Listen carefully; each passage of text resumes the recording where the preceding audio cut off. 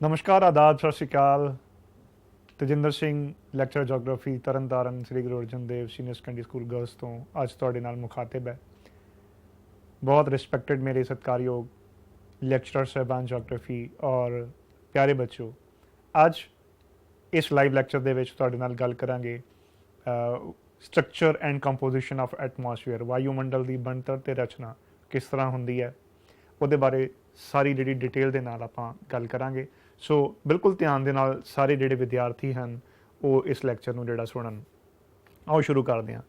ਸਭ ਤੋਂ ਪਹਿਲੀ ਗੱਲ ਤਾਂ ਇਹ ਹੈ ਕਿ ਅਸੀਂ ਆਮ ਜ਼ਿੰਦਗੀ ਦੇ ਵਿੱਚ ਮੌਸਮ ਬਾਰੇ ਗੱਲ ਕਰਦੇ ਹਾਂ ਕਿ ਮੌਸਮ ਖਰਾਬ ਹੈ, ਠੰਡਾ ਹੈ, ਖੁਸ਼ਕ ਹੈ। ਅਤੇ ਜਿਹੜਾ ਜੋਗਰਾਫੀ ਦਾ ਇੱਕ ਸਟੂਡੈਂਟ ਹੈ ਉਸ ਨੂੰ ਇਹ ਪਤਾ ਹੋਣਾ ਚਾਹੀਦਾ ਕਿ ਮੌਸਮ ਕਿੱਥੇ ਬਣਦਾ, ਕਿਵੇਂ ਬਣਦਾ ਆ, ਜਲਵਾਯੂ ਔਰ ਮੌਸਮ ਦੇ ਵਿੱਚ ਕੀ ਫਰਕ ਹੈ। what is the difference between the climate and weather? So there is a difference between the two. So ਇਹਨੂੰ ਸਮਝਣਾ ਬੜਾ ਜ਼ਰੂਰੀ ਹੈ। ਮੌਸਮ ਕਿਸੇ ਵੀ ਸਥਾਨ, ਛੋਟੇ ਸਥਾਨ ਦੀਆਂ ਜਿਹੜੀਆਂ ਜਨਰਲ ਐਟਮੋਸਫੇਰਿਕ ਕੰਡੀਸ਼ਨਸ ਹੈ, ਜਿਸ ਤਰ੍ਹਾਂ ਤਾਪਮਾਨ, ਨਮੀ, ਵਰਖਣ ਜਿਹੜਾ ਹੈ, ਪ੍ਰੈਸੀਪੀਟੇਸ਼ਨ, ਪੌਣਾਂ ਦੀ ਜਿਹੜੀ ਗਤੀ ਹੈ ਜਾਂ ਪੌਣਾਂ ਦੀ ਜਿਹੜੀ ਰਫ਼ਤਾਰ ਹੈ, ਉਹਦਾ ਲੇਖਾ ਜੋਖਾ ਜੋ ਹੈ ਥੋੜ੍ਹੇ ਸਮੇਂ ਵਾਸਤੇ, ਇੱਕ ਦਿਨ ਜਾਂ ਇੱਕ ਹਫ਼ਤੇ ਵਾਸਤੇ ਜਿਹੜਾ ਲੇਖਾ ਜੋਖਾ ਉਸਨੂੰ ਅਸੀਂ ਕਹਿੰਦੇ ਹੈਗੇ ਹਾਂ ਵੈਦਰ ਜਾਂ ਮੌਸਮ। ਬਹੁਤ ਲੰਮੇ ਸਮੇਂ ਵਾਸਤੇ ਕਿਸੇ ਬਹੁਤ ਵੱਡੇ ਖੇਤਰ ਦੇ ਵਿੱਚ ਜਦੋਂ ਅਸੀਂ ਇਹੀ ਐਟਮੋਸਫੇਰਿਕ ਜਿਹੜੀਆਂ ਕੰਡੀਸ਼ਨਸ ਹਨ, temperature, humidity, precipitation, wind movement, wind velocity, the direction of wind movement, all these things when we take into account for a larger area ਔਰ ਘੱਟੋ ਘੱਟ 30 ਸਾਲ ਤੱਕ ਦੇ ਸਮੇਂ ਜਦੋਂ ਅਸੀਂ ਲੈਂਦੇ ਹਾਂ ਅਤੇ ਅਸੀਂ ਉਹਨੂੰ ਅਸੀਂ ਕਹਿੰਦੇ ਹਾਂ ਜਲਵਾਯੂ ਜਾਂ ਕਲਾਈਮੇਟ। ਸੋ ਇਹ ਸਾਰਾ ਜਿਹੜਾ ਮੌਸਮ ਔਰ ਕਲਾਈਮੇਟ ਕਿੱਥੇ ਬਣਦਾ ਹੈ, ਇਹ ਸਾਡੇ ਵਾਯੂਮੰਡਲ ਵਿੱਚ ਬਣਦਾ ਹੈ। ਅਸੀਂ ਅਕਸਰ ਐਟਮੋਸਫੀਅਰ ਜਾਂ ਵਾਯੂਮੰਡਲ ਦੀ ਗੱਲ ਕਰਦੇ ਹਾਂ। ਆਓ ਅੱਜ ਸਮਝਦੇ ਹਾਂ ਇਹ ਐਟਮੋਸਫੀਅਰ ਕੀ ਹੈ ਔਰ ਇਹਦੇ ਵਿੱਚ ਕਿਹੜੀਆਂ ਕਿਹੜੀਆਂ ਪਰਤਾਂ ਹਨ, ਕਿਹੜੀਆਂ ਗੈਸਿਸ ਹਨ। ਸਭ ਤੋਂ ਪਹਿਲਾਂ ਤਾਂ ਵਾਯੂਮੰਡਲ ਦੀ ਇੱਕ ਪਰਿਭਾਸ਼ਾ ਜਾਂ ਡੈਫੀਨੇਸ਼ਨ ਉਹ ਆਪਾਂ ਇੱਕ ਸਮਝ ਲਈਏ ਕਿ ਸਾਡੇ ਪ੍ਰਿਥਵੀ ਦੇ ਚਾਰੇ ਪਾਸੇ ਇੱਕ ਗੈਸਾਂ ਦਾ ਇੱਕ ਵਿਸ਼ਾਲ ਲਿਹਾਫ ਜਾਂ ਇਹ ਕਹਿ ਲਓ ਕਿ ਐਨਵੈਲਪ ਜਿਸ ਨੇ ਧਰਤੀ ਨੂੰ ਚਾਰੇ ਪਾਸੇ ਤੋਂ ਘੇਰਿਆ ਹੋਇਆ ਹੈ, ਉਸ ਨੂੰ ਅਸੀਂ ਐਟਮੋਸਫੀਅਰ ਕਹਿੰਦੇ ਹਾਂ। ਅਗਰ ਤੁਸੀਂ ਇਸ ਤਸਵੀਰ ਦੇ ਵਿੱਚ ਦੇਖੋ ਤਾਂ ਇਹ ਜਿਹੜਾ ਤੁਹਾਨੂੰ ਏਰੀਆ ਨਜ਼ਰ ਆ ਰਿਹਾ ਹੈ, ਦਿਸ ਇਜ਼ ਯੋਰ ਐਟਮੋਸਫੀਅਰ। ਸੋ ਇਹ ਕਿਉਂ ਸਾਰੀਆਂ ਗੈਸਿਸ ਪ੍ਰਿਥਵੀ ਦੇ ਉੱਪਰ ਵਿਦਿਆਮਾਨ ਹਨ ਔਰ ਬਾਕੀ ਗ੍ਰਹਿਾਂ 'ਤੇ ਨਹੀਂ ਹਨ, ਇਸ ਦੀ ਸਿੱਧੀ ਵਜ੍ਹਾ ਜਿਹੜੀ ਹੈ ਉਹ ਹੈ ਗ੍ਰੈਵੀਟੇਸ਼ਨ। ਧਰਤੀ ਦੀ ਗੁਰੂਤਾ ਜਿਹੜੀ ਖਿੱਚ ਹੈ ਉਹਦੀ ਵਜ੍ਹਾ ਦੇ ਨਾਲ ਇਹ ਸਾਰੀਆਂ ਜਿਹੜੀਆਂ ਗੈਸਿਸ ਹਨ ਇਹ ਧਰਤੀ ਦੇ ਉੱਪਰ ਜਿਹੜੀਆਂ ਵਿਦਿਆਮਾਨ ਹਨ ਜੋ ਮੌਜੂਦ ਹਨ। ਸੋ ਵਿੰਡ ਦੀ ਜਿਹੜੀ ਮੂਵਮੈਂਟ ਹੈ ਇਸ ਦੇ ਵਿੱਚ ਉਹ ਹੌਰੀਜ਼ੋਨਟਲ ਮੂਵਮੈਂਟ ਦੇ ਰੂਪ ਵਿੱਚ ਹੁੰਦੀ ਹੈ, ਲੇਟਵੇਂ ਰੁਖ ਹੁੰਦੀ ਹੈ। ਪਰਿਭਾਸ਼ਾ ਇਸ ਨੂੰ ਨੋਟ ਕਰੋ ਸਾਰੇ ਬੱਚੇ ਜਿਹੜੇ ਹੈ। ਅੰਗਰੇਜ਼ੀ ਦੇ ਵਿੱਚ ਜਿਹੜੀ ਡੈਫੀਨੇਸ਼ਨ ਹੈ the atmosphere is a gaseous envelope which surrounds the earth's surface by gravitational force। So ਇੱਕ ਗੁਰੂਤਾ ਖਿੱਚ ਦੀ ਵਜ੍ਹਾ ਨਾਲ ਧਰਤੀ ਨੇ ਚਾਰੇ ਪਾਸੇ ਤੋਂ ਧਰਤੀ ਨੂੰ ਜਿਹੜਾ ਹੈ ਇਹ ਗੈਸਾਂ ਨੇ ਘੇਰਿਆ ਹੋਇਆ ਹੈ, ਉਸ ਨੂੰ ਅਸੀਂ ਵਾਯੂਮੰਡਲ ਆਖਦੇ ਹਾਂ। ਸੋ ਸਧਾਰਨ ਸ਼ਬਦਾਂ ਵਿੱਚ ਵਾਯੂਮੰਡਲ ਦੋ ਸ਼ਬਦਾਂ ਦੇ ਮੇਲ ਤੋਂ ਆਇਆ ਹੋਇਆ ਹੈ, ਵਾਯੂ ਤੇ ਮੰਡਲ। ਸੋ ਕੁਝ ਪ੍ਰਸਿੱਧ ਸਾਇੰਸਦਾਨਾਂ ਨੇ ਵਾਯੂਮੰਡਲ ਦੇ ਬਾਰੇ ਆਪਣੇ ਵਿਚਾਰ ਦਿੱਤੇ ਹੈ ਜੋ ਕਿ ਅਸੀਂ ਜਿਹਦੇ ਬਾਰੇ ਪੜ੍ਹਾਂਗੇ। ਇਸ ਦਾ ਅੰਤਹੀਨ ਵਿਸਥਾਰ ਹੈ, ਇਨਅਸੈਸਿਬਲ ਹੈ, ਇਨਫਿਨਿਟੀ ਤੱਕ ਕੋਈ ਸੀਮਾ ਨਹੀਂ ਹੈ। ਸੋ ਇਹਦੀਆਂ ਤਹਿਾਂ ਬਾਰੇ ਵੀ ਜਦੋਂ ਅਸੀਂ ਵਿਸਥਾਰ ਵਿੱਚ ਜਾਣਾਂਗੇ ਤਾਂ ਇਹ ਦੇਖਾਂਗੇ ਕਿ ਸੈਂਕੜੇ ਕਿਲੋਮੀਟਰ ਤੱਕ ਜਿਹੜੀਆਂ ਇਸ ਦੀਆਂ ਲੇਅਰਸ ਹਨ। ਸੋ ਜਿਹੜਾ ਵਾਯੂਮੰਡਲੀ ਵਿਗਿਆਨ ਹੈ ਇਸ ਨੂੰ ਅੱਗੇ ਦੋ ਭਾਗਾਂ 'ਚ ਅਸੀਂ ਵੰਡਦੇ ਹਾਂ, ਮੌਸਮ ਵਿਗਿਆਨ ਅਤੇ ਜਲਵਾਯੂ ਵਿਗਿਆਨ। ਮੌਸਮ ਵਿਗਿਆਨ ਮਤਲਬ ਮੈਟਰੋਲੋਜੀ ਔਰ ਜਲਵਾਯੂ ਵਿਗਿਆਨ ਤੋਂ ਅਰਥ ਹੈ ਕਲਾਈਮੇਟੋਲੋਜੀ। ਸੋ ਇਹ ਦੋਵੇਂ ਜਿਹੜੇ ਫੀਲਡ ਹਨ ਪੜ੍ਹਾਈ ਦੇ, ਸਟੱਡੀ ਦੇ, ਤੁਸੀਂ ਆਪਣੀ ਗ੍ਰੈਜੂਏਸ਼ਨ ਤੋਂ ਬਾਅਦ ਔਰ ਪੋਸਟ ਗ੍ਰੈਜੂਏਸ਼ਨ ਤੋਂ ਬਾਅਦ ਵਿੱਚ ਜੋਗਰਾਫੀ ਦੇ ਵਿੱਚ ਇਸ ਨੂੰ ਅੱਗੇ ਪਰਸਿਊ ਕਰਦੇ ਹੋ ਸਕਦੇ ਹੋ ਆਪਣੀਆਂ ਸਟੱਡੀਜ਼ ਨੂੰ। ਔਰ ਇਸ ਦਾ ਇੰਡੀਅਨ ਏਅਰ ਫੋਰਸ ਔਰ ਨੇਵੀ ਦੇ ਵਿੱਚ ਬੜਾ ਅੱਛਾ ਸਕੋਪ ਹੈ ਕਲਾਈਮੇਟੋਲੋਜਿਸਟ ਔਰ ਮੈਟਰੋਲੋਜਿਸਟ ਦਾ। ਵਿਸਥਾਰ ਜੋ ਹੈ ਅੰਤਹੀਨ ਹੈ, ਜਿਸ ਤਰ੍ਹਾਂ ਮੈਂ ਅੱਗੇ ਦੱਸਿਆ। ਸੋ ਅਸੀਂ ਸਿੱਧੇ ਤੌਰ 'ਤੇ ਹਵਾਈ ਜਹਾਜ਼ ਜਾਂ ਜਿਹੜੇ ਗੁਬਾਰੇ ਅਸੀਂ ਭੇਜਦੇ ਹਾਂ ਹਾਈਡਰੋਜਨ ਗੈਸ ਭਰ ਕੇ, ਔਰ ਇਸ ਦੇ ਇਲਾਵਾ ਜਿਹੜੇ ਬਨਾਵਟੀ ਉਪਗ੍ਰਹਿ ਹਨ, ਆਰਟੀਫਿਸ਼ੀਅਲ ਸੈਟੇਲਾਈਟਸ ਜਿਹੜੇ ਵਾਯੂਮੰਡਲ ਦੇ ਵਿੱਚ ਭੇਜਦੇ ਹਾਂ, ਉਹਦੇ ਨਾਲ ਅਸੀਂ ਵਾਯੂਮੰਡਲ ਦੀ ਜਿਹੜੀ ਪੂਰੀ ਜਾਣਕਾਰੀ ਹੈ ਉਹ ਪ੍ਰਾਪਤ ਕਰਦੇ ਹਾਂ। ਅੱਜ ਵਿਗਿਆਨਿਕ ਤਰੱਕੀ ਇੰਨੀ ਜ਼ਿਆਦਾ ਹੋ ਚੁੱਕੀ ਹੈ ਕਿ ਸਾਡੇ ਜਿਹੜੇ ਸੈਟੇਲਾਈਟਸ ਹਨ, ਤੁਹਾਨੂੰ ਪਤਾ ਹੈ ਕਿ ਅਸੀਂ ਚੰਦਰਯਾਨ ਮੰਗਲ ਗ੍ਰਹਿ ਤੱਕ ਵੀ ਲੈ ਗਏ ਹਾਂ, ਔਰ ਅਮਰੀਕਾ ਦਾ ਜਿਹੜਾ ਨਾਸਾ ਹੈ ਉਹਦੇ ਜਿਹੜੇ ਸੈਟੇਲਾਈਟਸ ਹਨ ਉਹ ਵੀ ਮੰਗਲ ਤੱਕ, ਔਰ ਇੱਥੋਂ ਤੱਕ ਕਿ ਬ੍ਰਹਸਪਤੀ ਗ੍ਰਹਿ ਦੇ ਜਿਹੜਾ ਹਿੱਸਾ ਹੈ, ਵਾਯੂਮੰਡਲ ਹੈ, ਉੱਥੋਂ ਤੱਕ ਪਹੁੰਚ ਕੇ ਉੱਥੋਂ ਦੀ ਜਾਣਕਾਰੀ ਉਹ ਪ੍ਰਾਪਤ ਕਰ ਰਹੇ ਹਨ। ਇਸ ਦੇ ਇਲਾਵਾ ਸਾਨੂੰ ਆਪਣੇ ਸੌਰ ਮੰਡਲ ਦੇ ਲਗਭਗ ਸਾਰੇ ਗ੍ਰਹਿਆਂ ਬਾਰੇ, 8 ਗ੍ਰਹਿਆਂ ਬਾਰੇ ਕੁਛ ਨਾ ਕੁਛ ਜਿਹੜੀ ਇਨਫੋਰਮੇਸ਼ਨ ਹੈ, ਜਾਣਕਾਰੀ ਹੈ, ਉਹ ਤੁਹਾਡੀਆਂ ਕਿਤਾਬਾਂ ਵਿੱਚ ਤੁਹਾਨੂੰ ਮਿਲਦੀ ਹੈ। ਇਹ ਤਾਂ ਹੀ ਸੰਭਵ ਹੋਇਆ ਹੈ ਕਿਉਂਕਿ ਸਾਇੰਸ ਨੇ ਜਿਹੜੀ ਹੈ ਉਹ ਬਹੁਤ ਤਰੱਕੀ ਕੀਤੀ ਹੈਗੀ ਆ। ਸੋ ਆਧੁਨਿਕ ਵਿਗਿਆਨ ਨੇ ਬਨਾਵਟੀ ਉਪਗ੍ਰਹਿਾਂ ਦੀ ਮਦਦ ਦੇ ਨਾਲ ਵਾਯੂਮੰਡਲ ਦੀ ਜਿਹੜੀ ਵੱਧ ਤੋਂ ਵੱਧ ਉਚਾਈ ਹੈ 16 ਤੋਂ 32,000 ਕਿਲੋਮੀਟਰ ਤੱਕ ਦੱਸੀ ਹੈ, ਪਰ ਮੌਸਮ ਤੇ ਇਨਸਾਨੀ ਜੀਵਨ ਦੇ ਹਿਸਾਬ ਨਾਲ 10 ਕਿਲੋਮੀਟਰ ਤੱਕ ਜਿਹੜਾ ਵਾਯੂਮੰਡਲ ਹੈ ਉਹ ਸਭ ਤੋਂ ਜ਼ਿਆਦਾ ਮਹੱਤਵਪੂਰਨ ਹੈ, ਕਿਉਂਕਿ ਜਿਹੜਾ ਜੀਓਗ੍ਰਾਫਰ ਹੈ ਉਸਨੇ ਵਾਯੂਮੰਡਲ ਦੀ ਉਸੇ ਲੇਅਰ ਤੱਕ ਅਸੀਂ ਉਸ ਨੂੰ ਸਮਝਣਾ ਜਾਂ ਜਾਣਨਾ ਹੈ ਜਿਸ ਦਾ ਸੰਬੰਧ ਸਾਡੇ ਨਾਲ ਹੈ, ਤੁਹਾਡੇ ਨਾਲ ਹੈ, ਇਨਸਾਨ ਦੇ ਨਾਲ ਹੈ। ਇਸ ਤੋਂ ਅੱਗੇ ਅਸੀਂ ਨਹੀਂ ਜਾਂਦੇ ਹੈਗੇ। ਇਸ ਤੋਂ ਅੱਗੇ ਜਿਹੜਾ ਮੈਟਰੋਲੋਜਿਸਟ ਜਾਏਗਾ। ਨਾ ਵਾਯੂਮੰਡਲ ਦੀ ਬਣਤਰ, ਕੰਪੋਜੀਸ਼ਨ ਕਿਸ ਚੀਜ਼ ਦੀ ਹੈ, ਕਿਹੜੀਆਂ ਗੈਸਿਸ ਇਹਦੇ ਵਿੱਚ ਹਨ, ਉਹ ਆਪਾਂ ਸਾਰੀਆਂ ਜਿਹੜੀਆਂ ਉਹਦੇ ਬਾਰੇ ਇੱਕ ਇੱਕ ਕਰਕੇ ਡਿਸਕਸ ਕਰਾਂਗੇ। ਸਭ ਤੋਂ ਪਹਿਲਾਂ ਜਿਹੜੀ ਗੈਸਿਸ ਹਨ, 3 ਚੀਜ਼ਾਂ ਜਿਹੜੀਆਂ ਸਾਡੇ ਵਾਯੂਮੰਡਲ ਵਿੱਚ ਸਭ ਤੋਂ ਜ਼ਿਆਦਾ ਪਾਈਆਂ ਜਾਂਦੀਆਂ ਹਨ, ਉਹ ਹਨ ਗੈਸਾਂ, ਜਲ ਵਾਸ਼ਪ ਜਾਂ ਵਾਟਰ ਵੇਪਰਸ, ਔਰ ਏਰੀਓਜ਼ੋਲਸ ਜਾਂ ਧੂੜ ਦੇ ਕਣ। ਗੈਸਾਂ ਕਿਹੜੀਆਂ ਹਨ? ਇਹਦੇ ਵਿੱਚ ਸਭ ਤੋਂ ਜ਼ਿਆਦਾ ਜਿਹੜੀ ਮਾਤਰਾ ਹੈ ਪਿਆਰੇ ਬੱਚਿਓ ਉਹ ਹੈ ਨਾਈਟ੍ਰੋਜਨ। ਨਾਈਟ੍ਰੋਜਨ ਗੈਸ 78% ਸਾਡੇ ਵਾਯੂਮੰਡਲ 'ਚ ਸਭ ਤੋਂ ਜ਼ਿਆਦਾ ਮਾਤਰਾ ਅਗਰ ਤੁਸੀਂ ਧਿਆਨ ਦਿਓ ਤਾਂ ਉਹ ਨਾਈਟ੍ਰੋਜਨ ਗੈਸ ਦੀ ਹੈ। 78.1% ਜਿਹੜੀ ਗੈਸ ਹੈ ਉਹ ਤੁਹਾਡੀ ਨਾਈਟ੍ਰੋਜਨ ਹੈ। ਇਹਨੂੰ ਅਸੀਂ ਫਾਰਮੂਲਾ ਲਿਖਦੇ ਹਾਂ N2। ਇਹ ਗੈਸ ਹਾਲਾਂਕਿ ਜਿਹੜਾ ਡਾਇਰੈਕਟਲੀ ਐਬਜ਼ੌਰਬ ਨਹੀਂ ਹੁੰਦੀ, ਸੋ ਇਹਦੇ ਵਿੱਚ ਪ੍ਰੋਟੀਨ ਬਣਾਉਣ ਵਾਲੇ ਅਮਾਈਨੋ ਐਸਿਡ ਹੁੰਦੇ ਜਿਹੜੇ ਕਿ ਜੀਵ ਸਿੱਧੇ ਤੌਰ 'ਤੇ ਇਸ ਦਾ ਇਸਤੇਮਾਲ ਨਹੀਂ ਕਰਦੇ। ਇਹਦਾ ਮੇਨ ਫੰਕਸ਼ਨ ਜੋ ਹੈ to regulate combustion by diluting oxygen into the atmosphere. ਇਸ ਤੋਂ ਇਲਾਵਾ ਨਾਈਟ੍ਰੋਜਨ ਜਿਹੜੀ ਹੈ ਉਹ ਫਿਕਸੇਸ਼ਨ ਹੁੰਦੀ ਹੈ ਮਿੱਟੀ ਦੇ ਵਿੱਚ। ਜਿੰਨੀਆਂ ਵੀ ਅਸੀਂ ਜੜ੍ਹਾਂ ਖਾਂਦੇ ਹਾਂ, ਆਲਮੋਸਟ ਜਿੰਨੀਆਂ ਵੀ ਰੂਟਸ ਤੁਸੀਂ ਆਪਣੀ ਡੇਲੀ ਡਾਈਟ ਵਿੱਚ ਖਾਂਦੇ ਹੋ, ਉਹ ਤਾਂ ਹੀ ਸੰਭਵ ਹੈ ਖਾਣੀਆਂ ਜਾਂ ਪੈਦਾ ਹੋਣੀਆਂ ਕਿਉਂਕਿ ਵਾਯੂ ਦੇ ਵਿੱਚ ਜਿਹੜੀ ਆ ਉਹ ਨਾਈਟ੍ਰੋਜਨ ਜਿਹੜੀ ਆ ਉਹ ਮਾਤਰਾ ਉਹਦੀ ਹੈਗੀ ਆ। ਸੋ ਜਿੰਨੀ ਵੀ ਮਿਨਰਲਾਈਜੇਸ਼ਨ ਹੈ, ਨਾਈਟ੍ਰੀਫਿਕੇਸ਼ਨ ਹੈ, ਸੋ ਪਲਾਂਟਸ ਔਰ ਐਨੀਮਲਸ ਜਿਹੜੀ ਸੋਇਲਸ ਦੇ ਥਰੂ ਨਾਈਟ੍ਰੋਜਨ ਲੈਂਦੇ ਆ, this is because of the nitrogen present into the atmosphere. Then ਸਭ ਤੋਂ ਮਹੱਤਵਪੂਰਨ ਗੈਸ ਉਹ ਹੈ ਆਕਸੀਜਨ, O2। ਆਕਸੀਜਨ ਦੀ ਮਾਤਰਾ ਜੋ ਹੈ ਉਹ ਸਾਡੇ ਵਾਯੂਮੰਡਲ ਦੇ ਵਿੱਚ ਉਹ 21% ਹੈ, 21%। ਇਹਦੀਆਂ ਮਾਤਰਾ ਨੂੰ ਸਾਰੇ ਬੱਚੇ ਜਿਹੜੇ ਨੋਟ ਕਰਦੇ ਰਹਿਣਾ, 78% ਨਾਈਟ੍ਰੋਜਨ ਔਰ 21% ਜਿਹੜੀ ਆ ਆਕਸੀਜਨ ਜਾਂ O2। ਆਕਸੀਜਨ ਜਿਹੜੀ ਹੈ ਉਹ ਹਾਈਲੀ ਕੰਬਸਟਲ ਗੈਸ ਹੈ, ਕੈਮੀਕਲੀ ਵੈਰੀ ਐਕਟਿਵ ਹੁੰਦੀ ਹੈ, ਬਹੁਤ ਐਕਟਿਵ ਹੁੰਦੀ ਹੈ, ਔਰ ਪੂਰੀ ਜ਼ਿੰਦਗੀ ਧਰਤੀ ਦੇ ਉੱਪਰ ਜਿੰਨੀ ਵੀ ਵਿਦਿਆਮਾਨ ਹੈ, ਮੌਜੂਦ ਹੈ, ਉਹਦੀ ਵਜ੍ਹਾ ਆਕਸੀਜਨ ਹੈ। ਔਰ ਆਕਸੀਜਨ ਜਿਹੜੀ ਹੈ ਉਹ ਮੋਲੀਕੂਲਰ ਰੂਪ ਦੇ ਵਿੱਚ ਫਾਰਮ ਜਿਹੜੀ ਸਾਡੇ ਕੋਲ ਮਿਲਦੀ ਹੈਗੀ ਆ, ਔਰ ਸਾਰਾ ਇਕੋਸਿਸਟਮ, ਐਨੀਮਲਸ, ਹਿਊਮਨ ਬੀਇੰਗਸ, ਇਹ ਆਕਸੀਜਨ ਦੀ ਵਜ੍ਹਾ ਨਾਲ ਜਿੰਦਾ ਹਨ। ਇਸ ਤੋਂ ਇਲਾਵਾ ਜਿਹੜੀ ਇੰਡਸਟਰੀਅਲ ਕੰਬਸਸ਼ਨ ਹੈ, ਜਿਹੜੇ ਬਲਾਸਟ ਫਰਨੈਂਸ, ਜਿਹੜੀਆਂ ਵੀ ਚੀਜ਼ਾਂ ਅਸੀਂ ਫਰਨੈਂਸ ਦੇ ਵਿੱਚ ਪਿਘਲਾਉਣੀਆਂ ਹਨ, ਅੱਗ ਬਾਲਣੀ ਹੈ, ਉਹ ਤਾਂ ਹੀ ਸੰਭਵ ਹੈ ਕਿਉਂਕਿ ਆਕਸੀਜਨ ਦੀ ਮੌਜੂਦਗੀ ਹੈ। ਅਗਰ ਤੁਸੀਂ ਸਾਇੰਸ ਦੇ ਵਿੱਚ ਪੜ੍ਹਿਆ ਹੋਵੇ ਤਾਂ ਆਕਸੀਜਨ ਦੀ ਅਣਹੋਂਦ ਦੇ ਵਿੱਚ ਤੁਸੀਂ ਅੱਗ ਨਹੀਂ ਜਲਾ ਸਕਦੇ। ਸੋ ਇਸ ਪੂਰੀ ਸ੍ਰਿਸ਼ਟੀ ਦੇ ਜੀਵਨ ਦੇ ਲਈ ਆਕਸੀਜਨ ਸਭ ਤੋਂ ਜ਼ਿਆਦਾ ਮਹੱਤਵਪੂਰਨ ਗੈਸ ਹੈ। ਸੋ ਇਹ ਖਾਣੇ ਨੂੰ ਊਰਜਾ ਦੇ ਵਿੱਚ ਬਦਲਦੀ ਹੈ, ਔਰ ਇਹ ਗੈਸ ਜ਼ਿਆਦਾ ਤੋਂ ਜ਼ਿਆਦਾ 60 ਕਿਲੋਮੀਟਰ ਦੀ ਉਚਾਈ ਤੱਕ ਹੀ ਮਿਲਦੀ ਹੈ। ਇਸ ਤੋਂ ਉੱਪਰ ਆਕਸੀਜਨ ਗੈਸ ਜਿਹੜੀ ਆ ਉਹ ਨਹੀਂ ਮਿਲਦੀ, ਅਗਰ ਤੁਸੀਂ ਇਹਨੂੰ ਧਿਆਨ ਨਾਲ ਨੋਟ ਕਰੋ ਤਾਂ। ਸੋ ਜਿੰਨੇ ਵੀ ਫੋਸਿਲ ਫਿਊਲ ਬਲਦੇ ਆ ਉਹ ਆਕਸੀਜਨ ਦੀ ਮੌਜੂਦਗੀ ਕਰਕੇ ਬਲਦੇ ਆ। ਈਵਨ ਤੁਹਾਡੀ ਕਾਰ ਦੇ ਵਿੱਚ ਜਾਂ ਸਕੂਟਰ ਦੇ ਵਿੱਚ ਜਿਹੜਾ ਪੈਟਰੋਲੀਅਮ ਬਲਦਾ ਆ ਉਹ ਵੀ ਆਕਸੀਜਨ ਲੈਂਦਾ ਹੈ। ਸੋ ਦਿਨ ਬ ਦਿਨ ਜੰਗਲ ਕੱਟੇ ਜਾਣ ਦੀ ਵਜ੍ਹਾ ਨਾਲ, ਦਿਨ ਬ ਦਿਨ ਕਾਰਾਂ, ਬੱਸਾਂ, ਇਹਨਾਂ ਦੀ ਜਿਹੜੀ ਬਹੁਤਾਤ ਹੋਣ ਦੇ ਨਾਲ, ਵਹੀਕਲਸ ਦੀ ਬਹੁਤਾਤ ਹੋਣ ਦੇ ਨਾਲ ਜਿਹੜੀ ਆਕਸੀਜਨ ਦੀ ਮਾਤਰਾ ਆ ਉਹ ਦਿਨ ਬ ਦਿਨ ਡਿਕਰੀਜ਼ ਹੋ ਰਹੀ ਆ, ਘਟ ਰਹੀ ਆ। ਇਸੇ ਕਰਕੇ ਅਗਰ ਤੁਸੀਂ ਦੇਖੋ ਤਾਂ ਭਾਰਤ ਸਰਕਾਰ ਵੀ 2030 ਤੱਕ ਡੀਜ਼ਲ ਗੱਡੀਆਂ ਨੂੰ ਫੇਜ਼ ਆਊਟ ਕਰਨ ਦੀ ਸਕੀਮ ਦੇ ਵਿੱਚ ਹੈ ਕਿ ਹੌਲੀ ਹੌਲੀ ਜਿਹੜੀਆਂ ਪੈਟਰੋਲ ਔਰ ਡੀਜ਼ਲ ਗੱਡੀਆਂ ਇਹਨਾਂ ਨੂੰ ਘਟਾਇਆ ਜਾਵੇ ਤੇ ਇਲੈਕਟ੍ਰਿਕ ਵਹੀਕਲ ਜਿਹੜੇ ਹਨ ਜਾਂ CNG ਨਾਲ ਚੱਲਣ ਵਾਲੇ ਜਿਹੜੇ ਵਹੀਕਲ ਹਨ ਉਹ ਇਸਤੇਮਾਲ ਕੀਤੇ ਜਾਣ। ਤੀਸਰੀ ਜਿਹੜੀ ਗੈਸ ਹੈ ਮਹੱਤਵਪੂਰਨ ਹੈ CO2 ਜਾਂ ਕਾਰਬਨ ਡਾਈਆਕਸਾਈਡ। ਇਹ ਵੀ ਬਹੁਤ ਮਹੱਤਵਪੂਰਨ ਹੈ। ਇਹਦੀ ਮਾਤਰਾ 0.03% ਹੈ।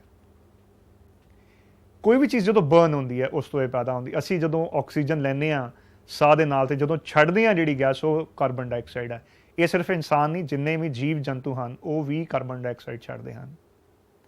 ਔਰ ਇਹ ਗੈਸ ਕਿਉਂ ਮਹੱਤਵਪੂਰਨ ਹੈ? ਇਹ ਗੈਸ ਵੀ ਸਾਡੀ ਪੂਰੀ ਵਨਸਪਤੀ ਦੇ ਜੀਵਨ ਲਈ ਸਭ ਤੋਂ ਜ਼ਿਆਦਾ ਇੰਪੋਰਟੈਂਟ ਹੈ, ਕਿਉਂਕਿ ਜਿੰਨੇ ਵੀ ਬੂਟੇ ਪੇੜ ਪੌਦੇ ਹਨ ਤੁਹਾਨੂੰ ਪਤਾ ਹੋਣਾ ਹੈ, ਸਾਇੰਸ ਤੁਸੀਂ ਪੜ੍ਹਦੇ ਹੋ ਕਿ ਉਹ ਕਾਰਬਨ ਡਾਈਆਕਸਾਈਡ ਲੈਂਦੇ ਆ, ਉਹਦੇ ਨਾਲ ਜਿੰਦਾ ਰਹਿੰਦੇ ਔਰ ਆਕਸੀਜਨ ਛੱਡਦੇ ਆ।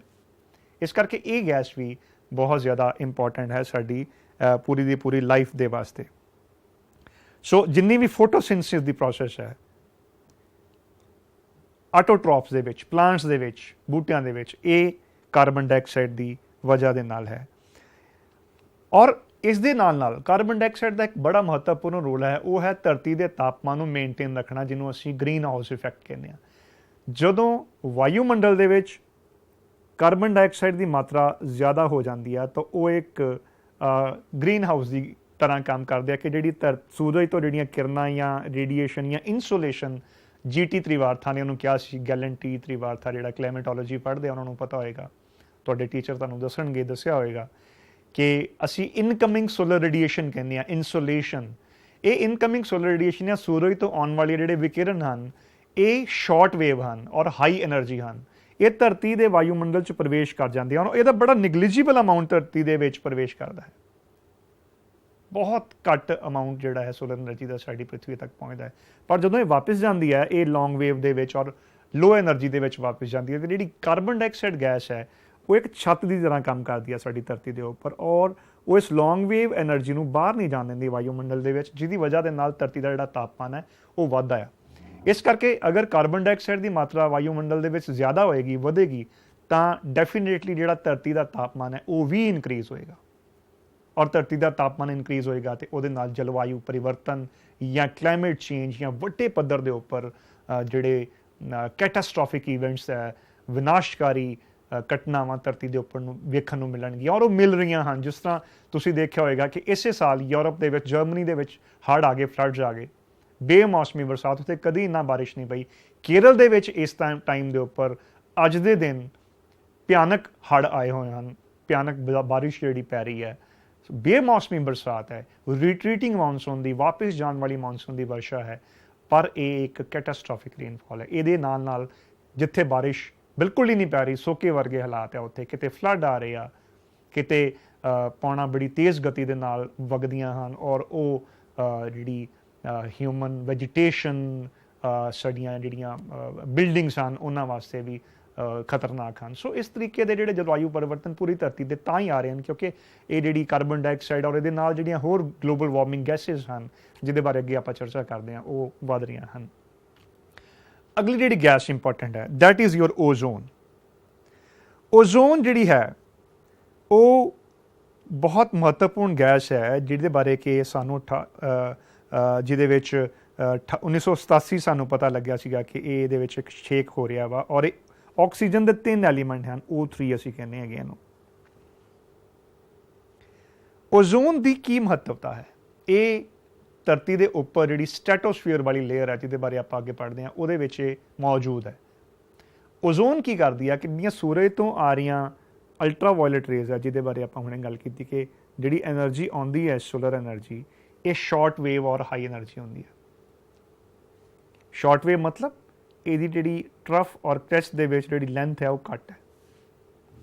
ਉੱਪਰ ਵਾਲਾ ਪਾਰਟ ਜਿਹੜਾ ਆ ਉਹ ਤੁਹਾਡਾ ਕ੍ਰੈਸਟ ਹੈ ਔਰ ਨੀਚੇ ਵਾਲਾ ਜਿਹੜਾ ਟਰਫ ਹੈ ਔਰ ਇਹ ਵੇਵ ਲੈਂਥ ਘੱਟ ਹੈ।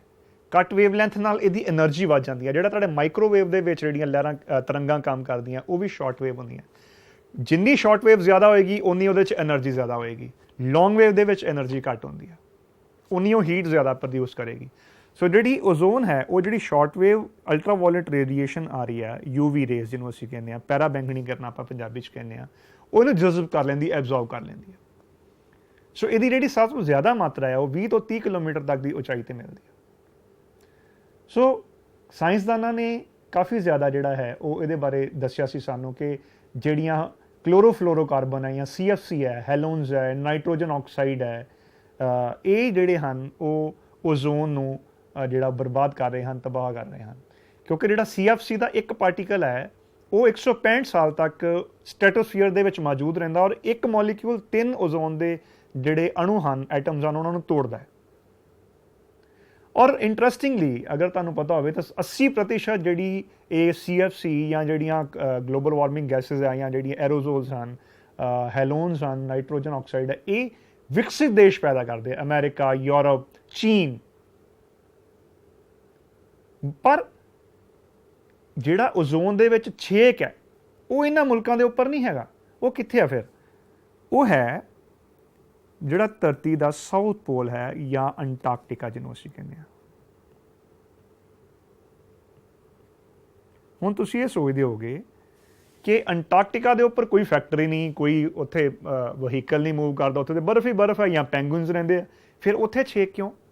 ਉਹਦੀ ਵਜ੍ਹਾ ਹੈ ਕਿ ਜਿਹੜੀ ਸਦਰਲੀ ਜੈਟ ਸਟਰੀਮ ਹੈ ਜਾਂ ਪੋਲਰ ਵੋਰਟੈਕਸ ਜਿਹੜਾ ਬਣਦਾ ਆ, ਉਹ ਉਹਨਾਂ ਗੈਸਿਸ ਨੂੰ ਉੱਥੇ ਲੈ ਜਾਂਦਾ। ਉਹਦਾ ਵਜ੍ਹਾ ਇਹ ਹੈ ਕਿ ਧਰਤੀ ਦੇ ਵਿੱਚ ਸਭ ਤੋਂ ਘੱਟ ਤਾਪਮਾਨ ਜਿਹੜਾ ਹੈ, ਲੋਐਸਟ ਟੈਂਪਰੇਚਰ ਰਿਕਾਰਡ ਹੈ, ਉਹ ਤੁਹਾਡਾ ਅੰਟਾਰਕਟਿਕਾ ਦੇ ਵਿੱਚ ਹੁੰਦਾ। ਸਭ ਤੋਂ ਘੱਟ ਤਾਪਮਾਨ ਜਿਹੜਾ ਹੈ ਉਹ ਇੱਥੇ ਪਾਇਆ ਜਾਂਦਾ ਹੈ, ਸਦਰਨ ਹੈਮੀਸਫੀਅਰ ਦੇ ਵਿੱਚ, ਸਾਊਥ ਪੋਲ ਦੇ ਉੱਪਰ। ਇਸ ਕਰਕੇ ਇਹ ਜਿਹੜੀਆਂ ਗੈਸਿਸ ਹਨ CFC ਜਾਂ ਜਿਹੜੀਆਂ ਓਜ਼ੋਨ ਨੂੰ ਨੁਕਸਾਨ ਪਹੁੰਚਾਉਣ ਵਾਲੀਆਂ ਗੈਸਿਸ ਉੱਥੇ ਜਾ ਕੇ ਇਕੱਠੀਆਂ ਹੋ ਜਾਂਦੀਆਂ, ਜਿਹਦੀ ਵਜ੍ਹਾ ਨਾਲ ਓਜ਼ੋਨ 'ਚ ਹੋਲ ਜਿਹੜਾ ਉੱਥੇ ਜ਼ਿਆਦਾ।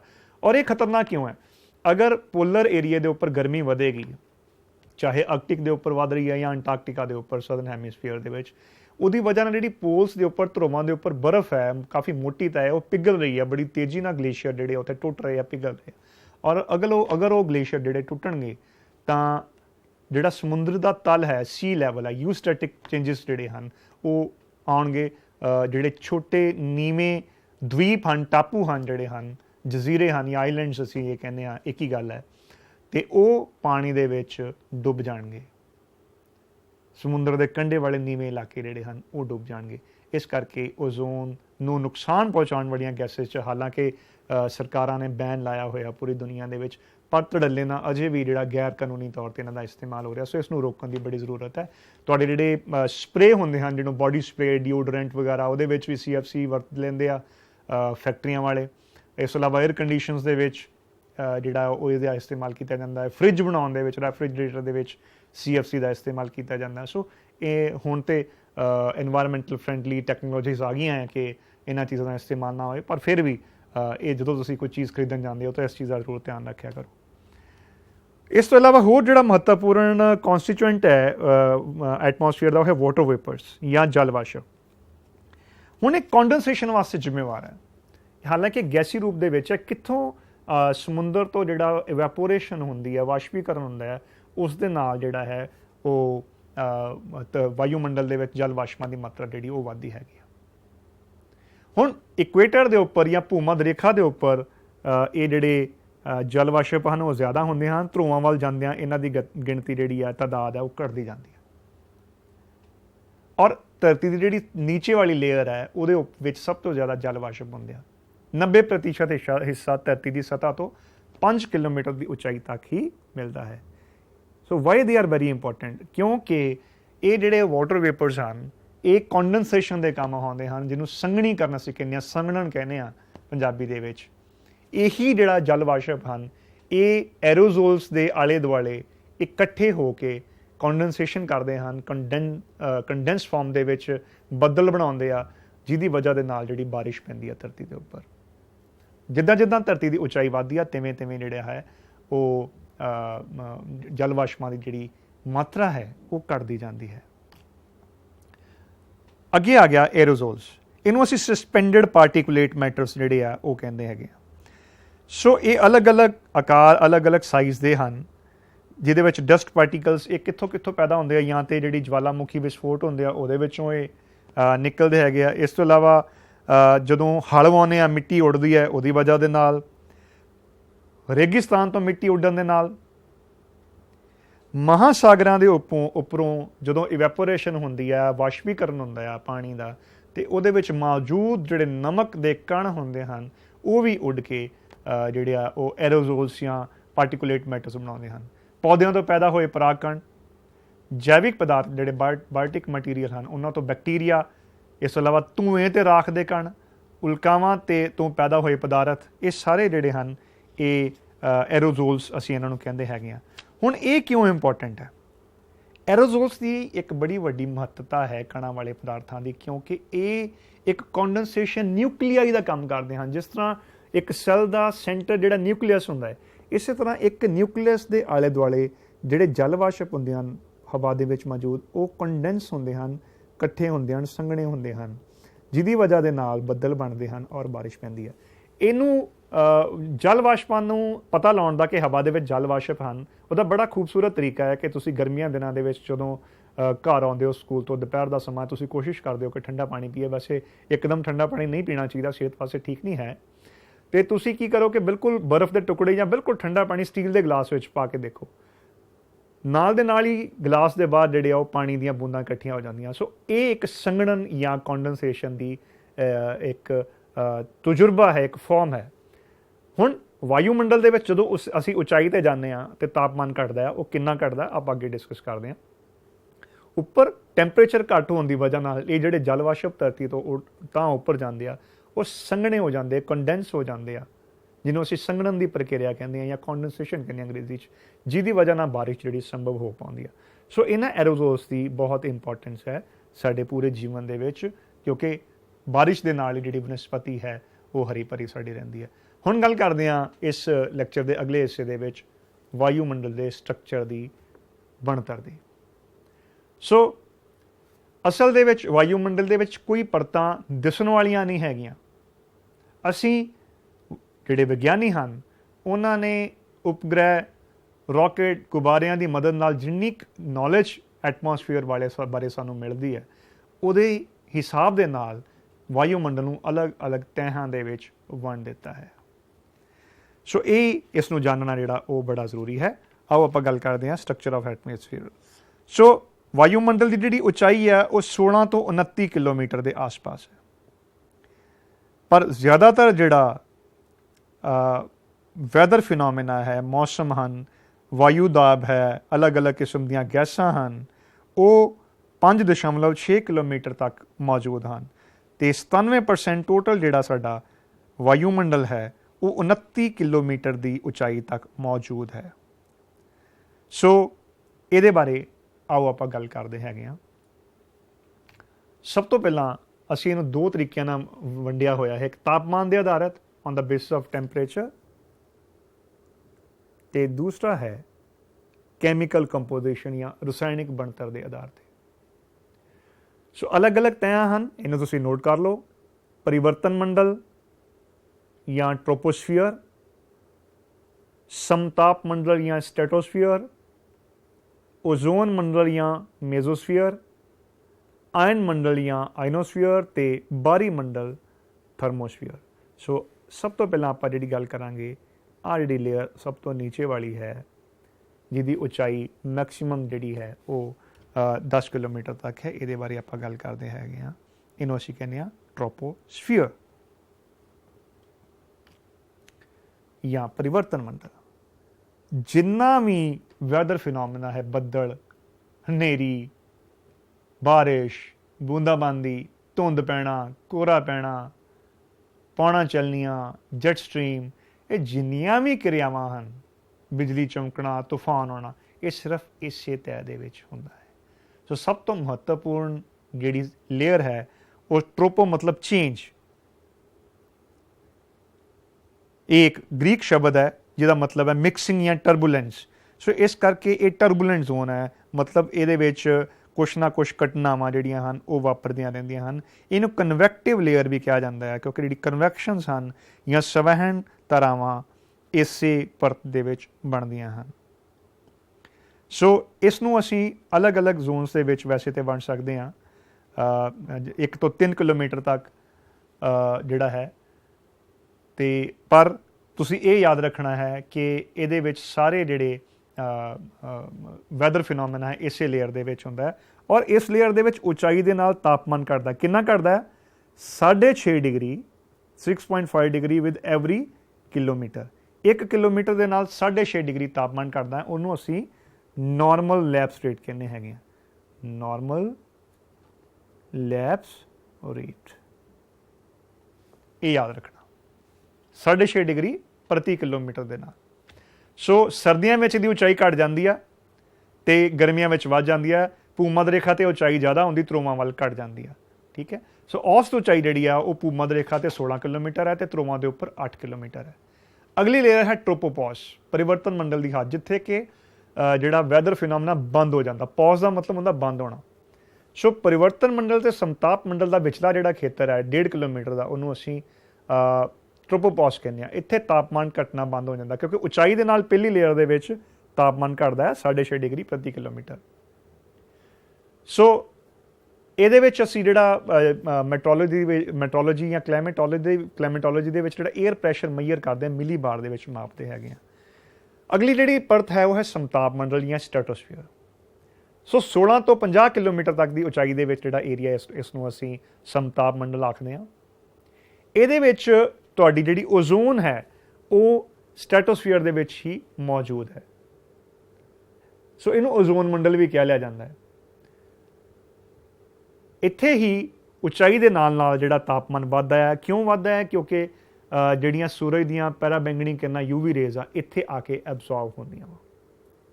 ਸੋ ਇਸ ਨੂੰ ਅਸੀਂ ਜਿਹੜੀ ਹੈ ਉਹ ਸਮਤਾਪ ਮੰਡਲ ਆਖਦੇ ਹੈਗੇ ਆ। ਅੱਗੇ ਆ ਗਿਆ ਮੈਜ਼ੋਸਫੀਅਰ ਜਾਂ ਮੱਧ ਮੰਡਲ। 50 ਤੋਂ 80 ਕਿਲੋਮੀਟਰ ਦੀ ਉਚਾਈ ਵਾਲਾ ਜਿਹੜਾ ਖੇਤਰ ਹੈ ਸਮੁੰਦਰ ਤਲ ਤੋਂ, ਉਸ ਨੂੰ ਮੱਧ ਮੰਡਲ ਜਾਂ ਮੈਜ਼ੋਸਫੀਅਰ ਕਹਿੰਦੇ ਆ। ਇਹਦੇ ਵਿੱਚ ਟੈਂਪਰੇਚਰ ਫਿਰ ਘਟਦਾ ਆ, ਤਾਪਮਾਨ ਉਚਾਈ ਦੇ ਨਾਲ ਮੈਜ਼ੋਸਫੀਅਰ ਦੇ ਵਿੱਚ ਘਟਦਾ ਆ, -80 ਡਿਗਰੀ ਸੈਲਸੀਅਸ ਤੱਕ ਵੀ ਘਟ ਜਾਂਦਾ ਹੈ। ਇਹਦੇ ਵਿੱਚ ਪ੍ਰੈਸ਼ਰ ਵੀ ਘਟ ਜਾਂਦਾ ਹੈ, ਬਹੁਤ ਘੱਟ ਰਹਿ ਜਾਂਦਾ ਹੈ। 50 ਕਿਲੋਮੀਟਰ ਦੀ ਉਚਾਈ ਤੇ 1 ਮਿਲੀਬਾਰ ਤੋਂ ਘਟ ਕੇ 80 ਕਿਲੋਮੀਟਰ ਦੀ ਉਚਾਈ ਤੱਕ 0.01 ਮਿਲੀਬਾਰ ਤੱਕ ਹੀ ਰਹਿ ਜਾਂਦਾ ਹੈ। ਅੱਗੇ ਆ ਆਇਨੋਸਫੀਅਰ। ਇਹ ਲੇਅਰ ਬੜੀ ਮਹੱਤਵਪੂਰਨ ਔਰ ਇਹਨੂੰ ਜਾਣਨਾ ਬੜਾ ਜ਼ਰੂਰੀ ਹੈ, ਕਿਉਂਕਿ ਜਿਹੜੇ ਰੇਡੀਓ ਸੁਣਦੇ ਆ, ਵਾਇਰਲੈਸ ਮੈਸੇजेस ਜਾਂ TV ਤੁਸੀਂ ਦੇਖਦੇ ਹੋ ਸੈਟਲਾਈਟ, ਇਹ ਤਾਂ ਸੰਭਵ ਹੈ ਕਿਉਂਕਿ ਆਇਨ ਮੰਡਲ ਮੌਜੂਦ ਹੈ। ਆਇਨੋਸਫੀਅਰ ਦੇ ਵਿੱਚ ਜਿਹੜੇ ਸੋਲਰ ਰੇਡੀਏਸ਼ਨ ਜਿਹੜੀ ਆਉਂਦੀ ਆ, ਇਨਕਮਿੰਗ ਸੋਲਰ ਰੇਡੀਏਸ਼ਨ, ਉਹਦੇ ਦੀ ਵਜ੍ਹਾ ਦੇ ਨਾਲ ਇੱਥੇ ਜਿਹੜੇ ਇਹ ਇਲੈਕਟ੍ਰੋਨਿਕਲੀ ਚਾਰਜ ਹੋ ਜਾਂਦੀ ਹੈ। ਮੋਲੀਕਿਊਲਸ ਔਰ ਐਟਮ ਜਿਹੜੇ ਆ ਉਹ ਚਾਰਜ ਹੋ ਜਾਂਦੇ, ਇਲੈਕਟ੍ਰੋਨਸ ਜਿਹੜੇ ਹਨ। ਇਸ ਕਰਕੇ ਇਸ ਲੇਅਰ ਦੇ ਇਸ ਨੂੰ ਅਸੀਂ ਅਲੱਗ-ਅਲੱਗ ਜਿਹੜੇ ਨਾਮ ਵੀ ਦਿੰਦੇ ਹਾਂ, ਜਿਹਦੇ ਵਿੱਚ ਅਗਰ ਮੈਂ ਤੁਹਾਨੂੰ ਦੱਸਾਂ ਸ਼ਾਰਟ ਦੇ ਵਿੱਚ ਤਾਂ D layer, E layer, F layer, G layer, Kennelly Heaviside layer, E2 layer, F layer, Appleton layer, ਅਲੱਗ-ਅਲੱਗ ਪਰਤਾਂ ਹਨ। ਇਹ ਸ਼ਾਰਟ ਵੇਵ ਜਿਹੜੀ એનર્ਜੀ ਹੈ ਉਸ ਨੂੰ ਤੇ ਜਿਹੜੀ ਆ ਉਹ ਰਿਫਲੈਕਟ ਕਰ ਦਿੰਦੀ ਹੈ, ਤੇ ਜਿਹੜੀ ਲੌਂਗ ਵੇਵ ਹੈ ਉਸ ਨੂੰ ਐਬਜ਼ੌਰਬ ਕਰ ਲੈਂਦੀ ਹੈ। ਸੋ ਇਸ ਕਰਕੇ ਜਿਹੜਾ ਰੇਡੀਓ ਤੁਸੀਂ ਸੁਣਦੇ ਹੋ, ਮੀਡੀਅਮ ਵੇਵ, ਸ਼ਾਰਟ ਵੇਵ, ਉਹਦਾ ਮਤਲਬ ਹੈ ਕਿ ਇਸ ਪਰਤ ਤੋਂ ਰੇਡੀਓ ਤਰੰਗਾਂ ਜਿਹੜੀਆਂ ਹਨ ਉਹ ਵਾਪਿਸ ਧਰਤੀ ਤੇ ਜਾਂਦੀਆਂ ਹਨ ਤੇ ਉਹਦੀ ਵਜ੍ਹਾ ਨਾਲ ਰੇਡੀਓ ਸੁਣਨਾ ਜਿਹੜਾ ਉਹ ਸੰਭਵ ਹੋ ਜਾਂਦਾ ਹੈ। ਸੋ ਇਹ ਲੇਅਰ ਜਿਹੜੀ ਹੈ ਉਹ ਇਸ ਵਜ੍ਹਾ ਦੇ ਨਾਲ ਬਹੁਤ ਇੰਪੋਰਟੈਂਟ ਹੈਗੀ ਆ। ਇਸ ਜਗ੍ਹਾ ਦੇ ਉੱਪਰ ਵੀ ਤਾਪਮਾਨ ਜਿਹੜਾ ਆ ਉਹ ਵੱਧਦਾ ਹੈ। ਇਹਦੀ ਉਚਾਈ 80 ਤੋਂ 640 ਕਿਲੋਮੀਟਰ ਦੀ ਉਚਾਈ ਤੱਕ ਹੈ ਸਮੁੰਦਰ ਤਲ ਤੋਂ। ਦੈਨ ਆ ਗਿਆ ਤੁਹਾਡਾ ਐਗਜ਼ੋਸਫੀਅਰ ਜਾਂ ਬਾਰੀ ਮੰਡਲ। ਹੁਣ ਜਿਹੜਾ ਐਗਜ਼ੋਸਫੀਅਰ ਹੈ ਇਹਦੀ ਉਚਾਈ 640 ਕਿਲੋਮੀਟਰ ਤੋਂ ਅੱਗੇ ਤੱਕ ਹੈ। ਇੱਥੇ ਜ਼ਿਆਦਾਤਰ ਤੁਹਾਨੂੰ ਹਾਈਡਰੋਜਨ ਤੇ ਹੀਲੀਅਮ ਗੈਸਿਸ ਮਿਲਦੀਆਂ। ਅਗਰ ਤੁਹਾਨੂੰ ਸੂਰਜ ਦੀ ਬਣਤਰ ਬਾਰੇ ਪਤਾ ਹੋਵੇ ਤਾਂ ਉਹਦੇ ਵਿੱਚ ਵੀ ਹਾਈਡਰੋਜਨ ਜਿਹੜੀ ਔਰ ਹੀਲੀਅਮ ਜਿਹੜੀ ਉਹਦੇ ਵਿੱਚ ਉਹ ਆਪਸ 'ਚ ਫਿਊਜ਼ਨ ਕਰਦੀਆਂ ਹਨ, ਜਿਹਦੀ ਵਜ੍ਹਾ ਦੇ ਨਾਲ ਇੰਨੀ ਜ਼ਿਆਦਾ ਜਿਹੜੀ ਐਨਰਜੀ ਜਿਹੜੀ ਹੈ ਉਹ ਪ੍ਰੋਡਿਊਸ ਹੁੰਦੀ ਹੈਗੀ ਆ। ਇਸ ਪਰਤ ਨੂੰ ਵੈਨ ਐਲਨ ਰੇਡੀਏਸ਼ਨ ਬੈਲਟ ਵੀ ਕਹਿੰਦੇ ਹੈਗੇ ਆ। ਅਰੋਰਾ ਆਸਟ੍ਰੇਲੀਸ ਔਰ ਬੋਰੈਲਿਸ, ਮਤਲਬ ਕਿ ਪੋਲਰ ਏਰੀਆਜ਼ ਦੇ ਵਿੱਚ ਜਿਹੜੇ ਰਾਤ ਨੂੰ ਰੌਸ਼ਨੀਆਂ ਦਿਖਦੀਆਂ ਹਨ ਰੰਗ ਬਰੰਗੀਆਂ, ਉਹ ਇਸ ਲੇਅਰ ਦੇ ਨਾਲ ਔਰ ਜਿਹੜੀ ਆਇਨੋਸਫੀਅਰ ਹਨ, ਕਿਉਂਕਿ ਇਲੈਕਟ੍ਰੋਨਿਕਲੀ ਜਿਸ ਤਰ੍ਹਾਂ ਮੈਂ ਪਹਿਲਾਂ ਦੱਸਿਆ ਚਾਰਜ ਹੋ ਜਾਂਦੀਆਂ ਹਨ, ਸੂਰਜ ਦੇ ਜਿਹੜੀਆਂ ਤੂਫਾਨ ਹਨ ਉਹ ਦਿਸਦੀਆਂ ਹਨ ਇਸ ਪਰਤ ਦੇ ਵਿੱਚ। ਸੋ ਇਸ ਤੋਂ ਅੱਗੇ ਜਿਹੜਾ ਹੈ ਉਹ ਓਪਨ ਇਨਫਿਨਿਟੀ ਏਰੀਆ ਹੈ, ਜਿਹਦੇ ਬਾਰੇ ਸਾਨੂੰ ਬਹੁਤ ਜਾਣਕਾਰੀ ਨਹੀਂ ਹੈ। ਰਸਾਇਣਿਕ ਬਣਤਰ ਦੇ ਆਧਾਰ ਤੇ ਅਸੀਂ ਵਾਯੂਮੰਡਲ ਨੂੰ ਦੋ ਹਿੱਸਿਆਂ 'ਚ ਵੰਡਦੇ ਹਾਂ। ਹੋਮੋਸਫੀਅਰ, ਜੋ ਕਿ ਧਰਤੀ ਦੀ ਸਤ੍ਹਾ ਤੋਂ 90 ਕਿਲੋਮੀਟਰ ਤੱਕ ਦਾ ਉਹ ਏਰੀਆ ਜਿੱਥੇ ਵਾਯੂਮੰਡਲ ਦੀਆਂ ਸਾਰੀਆਂ ਗੈਸਿਸ, ਜਿਨ੍ਹਾਂ ਬਾਰੇ ਆਪਾਂ ਅੱਗੇ ਪਹਿਲਾਂ ਡਿਸਕਸ ਕੀਤਾ ਆ, ਉਹ ਮਿਲਦੀਆਂ ਹਨ ਔਰ ਸਹੀ ਅਨੁਪਾਤ ਦੇ ਵਿੱਚ। ਔਰ ਇਹਦੇ ਵਿੱਚ ਆਕਸੀਜਨ 20.946%, ਨਾਈਟ੍ਰੋਜਨ 78.084 ਯਾਨੀ ਕਿ 71%। ਇਹਦੇ ਇਲਾਵਾ argon, carbon dioxide, neon, helium, krypton, xenon, hydrogen, ਇਹ ਸਾਰੀਆਂ ਗੈਸਿਸ ਜਿਹੜੀਆਂ ਹਨ ਇਹ ਧਰਤੀ ਤੋਂ ਆਲਮੋਸਟ ਜਿਹੜਾ 90 ਕਿਲੋਮੀਟਰ ਦੀ ਹਾਈਟ ਤੱਕ ਹੀ ਮਿਲਦੀਆਂ ਹਨ। ਔਰ ਇਹਨਾਂ ਸਾਰਿਆਂ ਦੀ ਆਪਣੀ ਆਪਣੀ ਇੰਪੋਰਟੈਂਸ ਹੈ ਜਿਹੜੀ ਆਪਾਂ ਡਿਸਕਸ ਕਰਕੇ ਆਏ ਹਾਂ। 90 ਕਿਲੋਮੀਟਰ ਤੋਂ 10,000 ਕਿਲੋਮੀਟਰ ਤੱਕ ਨੈਕਸਟ ਜਿਹੜੀ ਲੇਅਰ ਹੈ ਉਹ ਹੈ ਹੈਟਰੋਸਫੀਅਰ। ਮਤਲਬ ਕਿ ਹੈਟਰੋ ਦਾ ਮਤਲਬ ਕਿ ਇਹਦੇ ਵਿੱਚ ਮੋਲੀਕੂਲਰ ਨਾਈਟ੍ਰੋਜਨ ਲੇਅਰ ਹੈ ਜਿਹਦਾ ਕਿ ਐਕਸਟੈਂਟ ਜਿਹੜੀ ਹੈ 200 ਕਿਲੋਮੀਟਰ, 90 ਤੋਂ 200 ਕਿਲੋਮੀਟਰ ਦਾ ਹੈ। ਇਸ ਤੋਂ ਬਾਅਦ ਐਟੋਮਿਕ ਆਕਸੀਜਨ ਲੇਅਰ ਹੈ 200 ਤੋਂ 1100 ਕਿਲੋਮੀਟਰ। ਸੋ ਇਹ ਸੀ ਸਾਰਾ ਜਿਹੜਾ ਵਾਯੂਮੰਡਲ ਦੇ ਬਾਰੇ ਬਣਤਰ ਔਰ ਗੈਸਾਂ ਬਾਰੇ ਔਰ ਤੈਅ ਬਾਰੇ ਜਿਹੜਾ ਆਪਾਂ ਡਿਸਕਸ ਕੀਤਾ। ਸੋ ਤੁਹਾਨੂੰ ਸਭ ਤੋਂ ਪਹਿਲਾਂ ਤੇ ਜਿਹੜੀਆਂ ਵਾਯੂਮੰਡਲ ਦੀਆਂ ਪਰਤਾਂ ਬਾਰੇ ਜ਼ਰੂਰ ਯਾਦ ਰਹਿਣਾ ਚਾਹੀਦਾ ਹੈ। ਪੇਪਰ ਦੇ ਵਿੱਚ ਅਗਰ ਪ੍ਰਸ਼ਨ ਆਉਂਦਾ ਹੈ ਕਿ ਟ੍ਰੋਪੋਸਫੀਅਰ, ਉਸ ਤੋਂ ਬਾਅਦ ਸਟ੍ਰੈਟੋਸਫੀਅਰ, ਦੈਨ ਮੈਜ਼ੋਸਫੀਅਰ, ਉਸ ਤੋਂ ਅੱਗੇ ਆਈਨੋਸਫੀਅਰ ਜਾਂ ਆਇਨ ਮੰਡਲ, ਉਸ ਤੋਂ ਅੱਗੇ ਐਕਸੋਸਫੀਅਰ, ਔਰ ਤਾਪਮਾਨ ਟ੍ਰੋਪੋਸਫੀਅਰ 'ਚ ਘਟਦਾ ਆ, ਸਟ੍ਰੈਟੋਸਫੀਅਰ 'ਚ ਇਨਕਰੀਜ਼ ਹੁੰਦਾ, ਫਿਰ ਮੈਜ਼ੋਸਫੀਅਰ 'ਚ ਘਟਦਾ ਆ, ਆਈਨੋਸਫੀਅਰ 'ਚ ਫਿਰ ਵੱਧਦਾ। ਸੋ ਇਸ ਤਰੀਕੇ ਨਾਲ ਤੁਹਾਨੂੰ ਇਹ ਸਾਰਾ ਤਾਪਮਾਨ ਕਿਹੜੀ ਲੇਅਰ 'ਚ ਘਟਦਾ ਔਰ ਕਿੱਥੇ ਵੱਧਦਾ ਇਹਦੇ ਬਾਰੇ ਗਿਆਨ ਹੋਣਾ ਚਾਹੀਦਾ। ਇਸ ਦੇ ਇਲਾਵਾ ਵਾਯੂਮੰਡਲ 'ਚ ਕਿਹੜੀਆਂ ਕਿਹੜੀਆਂ ਗੈਸਿਸ ਹਨ? ਨਾਈਟ੍ਰੋਜਨ ਸਭ ਤੋਂ ਜ਼ਿਆਦਾ 78, ਆਕਸੀਜਨ 21, ਕਾਰਬਨ ਡਾਈਆਕਸਾਈਡ 0.03%। ਇਸ ਦੇ ਇਲਾਵਾ ਹੋਰ ਗੈਸਿਸ ਜਿਹੜੀਆਂ ਆਪਾਂ ਡਿਸਕਸ ਕੀਤੀਆਂ ਉਹ ਸਾਰੀਆਂ ਬਾਰੇ ਤੁਹਾਨੂੰ ਜਿਹੜੀ ਜਾਣਕਾਰੀ ਹੋਣੀ ਚਾਹੀਦੀ ਹੈ। ਸੋ ਇਹ ਸੀ ਅੱਜ ਦਾ ਜਿਹੜਾ ਚੈਪਟਰ ਐਸੇ ਸਾਡਾ ਵਾਯੂਮੰਡਲ ਦੀ ਬਣਤਰ ਤੇ ਸੰਰਚਨਾ। ਉਮੀਦ ਹੈ ਕਿ ਤੁਹਾਨੂੰ ਇਹ ਸਾਰਾ ਕੁਝ ਕਲੀਅਰ ਹੋ ਗਿਆ ਹੋਏਗਾ। ਮਿਲਾਂਗੇ ਇਸ ਤੋਂ ਬਾਅਦ ਅਗਲੇ ਲੈਕਚਰ ਦੇ ਵਿੱਚ। ਤਦ ਤੱਕ ਲਈ ਇਜਾਜ਼ਤ ਦਿਓ। ਧੰਨਵਾਦ।